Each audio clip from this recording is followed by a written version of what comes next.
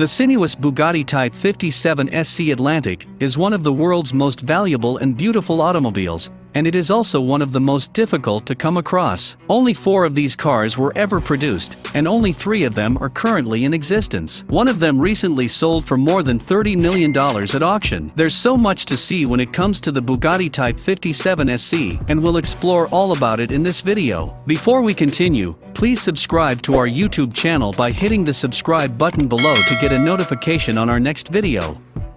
The Bugatti Type 57 SC Atlantic is one of the most unusual, difficult to obtain, and expensive automobiles ever created. Many consider this to be the ideal Bugatti and the first supercar ever created because of its low stance, powerful engine, lightweight construction, top speed of 123 miles per hour, and unique teardrop shape. Between 1936 and 1938, the swoopy coupe was manufactured in large quantities. In Jean Bugatti's view, the company that his father founded could be modernized in the same way that his father had modernized the automobile industry. Rather than building a large number of different models, he chose to build a single vehicle and offer it in a range of body styles. It served as the basis for several other vehicles, including the Galibier sedan, Ventoux 2-door sedan, Stelvio convertible, and Atalante coupe. The production of these automobiles came to an end in 1940, with a total of 800 vehicles produced. A dramatically sloping windscreen, riveted fins, and kidney-shaped doors with matching side windows are just a few of the design elements that stand out. And honestly, this originality is still greatly applauded.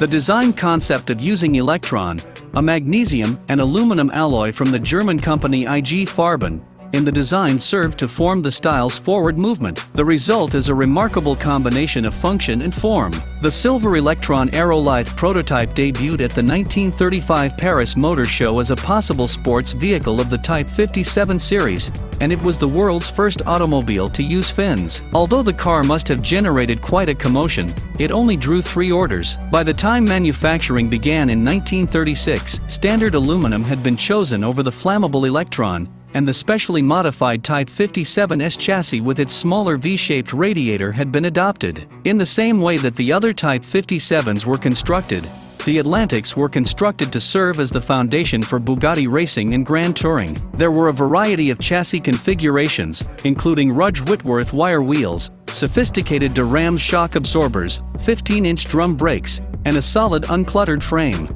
All of the Atlantic variants were based on the unique aerolithe prototype, which was presented in the 1960s and is also known as Coupe Special or Coupe Aero. For the body of this vehicle, chassis number 57104, Jean Bugatti utilized Electron sheet from the aviation industry. Electron is a magnesium aluminum alloy with a 90% magnesium and 10% aluminum content. Because aluminum is difficult to work with and cannot be welded, Bugatti bonded the body components together, creating the famous dorsal seam. The production Atlantic was made of aluminum, but the rivets on the dorsal seam remained. The model's name was given to Jean Mermoz, a buddy of Bugatti's. This pioneering aviator was the first to fly across the South Atlantic. Because the doors stretch into the roof, passengers will find it easier to access and exit the low-slung coupe. Also, the headlamps of the first 2 cars are incorporated into the wings, while the headlights of the last 2 cars are independent housings. One of the existing cars is from the Ralph Lauren collection, and it is estimated that the fashion designer spent $40 million to create it. Both of the other cars are in private collections, and they continue to appear at concours events all around the globe. The 4th car, according to legend, was piloted by Jean personally before being delivered to Bugatti racer Robert Benoist for a competition.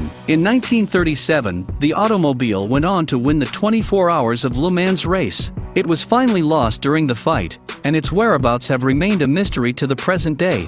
Bugatti currently appears to be attempting to clear the air by constructing a brand new Atlantic to complete the collection of automobiles. Despite popular belief, the chassis will not be a restored Type 57. Instead of a replica of the Atlantic, it is said to be a one-of-a-kind modern recreation of the ship, created for former Volkswagen Group CEO Ferdinand Piëch for $18 million. Bugatti hasn't divulged much about the car other than a few suggestions about what it would look like. It will have a lofty bonnet, a sweeping roof with fins reminiscent of aviation, and rivets, just like the original. It is expected to be a front-engined, rear-drive car, identical to the previous model. Is it possible that it will be powered by the 8.0-liter W16 engine from the Bugatti Chiron?